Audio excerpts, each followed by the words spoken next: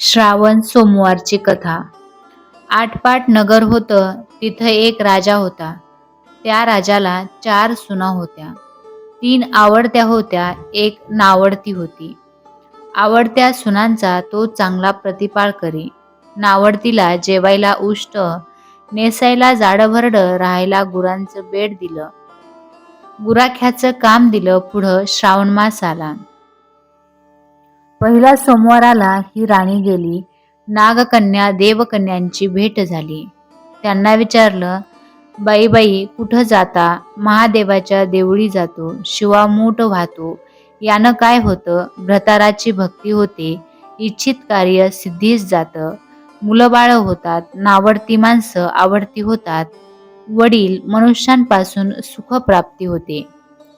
मग त्यांनी हिला विचारलं, तू कोणाची कोण? मी राजाची सून, तुमच्या बरोबर येते.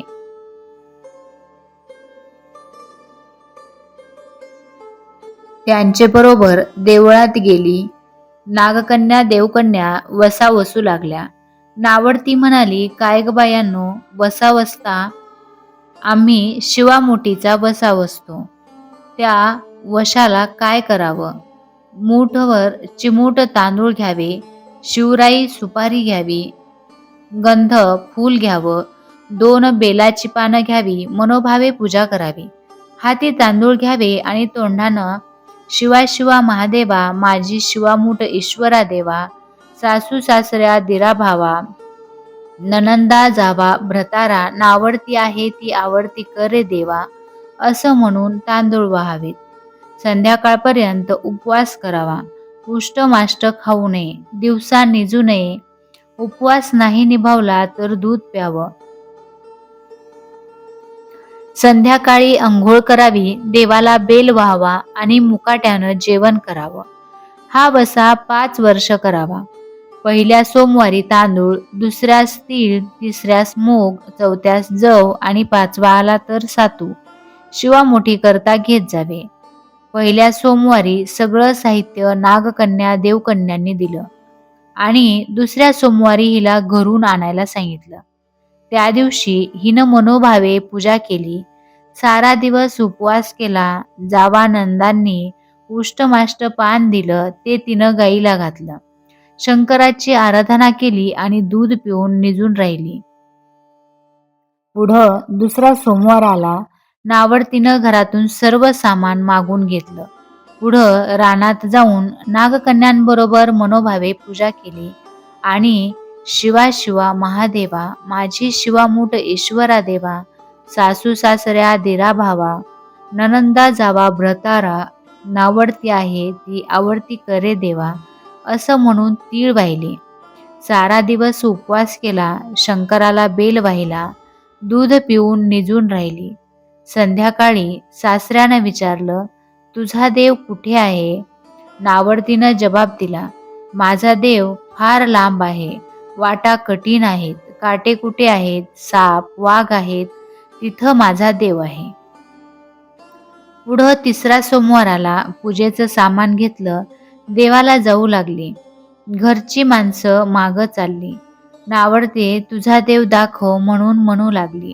नावडतीला रोजचा सराव होता. तिला काही वाटलं नाही. ह्यांना काटेकुटे पुष्कळ लागले. नावडतीची दया आली. आजपर्यंत रानात कशी येत असेल कोण जाणे. नावडतीला चिंता पडली. देवाची प्रार्थना केली. देवाला तिची करुणा आली. नागकन्या देवकन्या ह्या सहवर्तमान देऊळ सुवर्णाचं झालं. रत्नजडितांचे खांब झाले. हंड्या गलास लागली. स्वयंभू महादेवाची पिंडी झाली. सगळ्यांनी देवांचं दर्शन घेतलं. नावडती पूजा करू लागली. गंध फूल वाहू लागली. नंतर मूग घेऊन शिवा शिवा महादेवा, माझी शिवामूठ ईश्वरा देवा, सासू सासऱ्या दिरा भावा, ननंदा जावा भ्रतारा, नावडती आहे ती आवडती करे देवा, असं म्हणून शिवाला वाहिले. राजाला मोठा आनंद झाला. नावडतीवर प्रेम वाढलं. दागिने न्यायला दिले. खुंटीवर पागोट ठेवून तळ पाहायला गेला. नावडतीची पूजा झाली. पूजा झाल्यावर सगळी माणसं बाहेर आली. इकडे देऊळ अदृश्य झालं.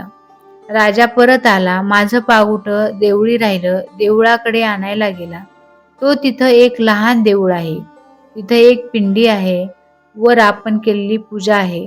जवळ खुंटीवर पागुट आहे. तेव्हा त्याने सुनेला विचारलं, हे असं कसं झालं? माझा गरिबाचा हाच देव. मी देवाची प्रार्थना केली, त्यानं तुम्हाला दर्शन दिलं. सुनेमुळे देव भेटला म्हणून तिला पालखीत घालून घरी आणलं. नावडती होती ती आवडती झाली.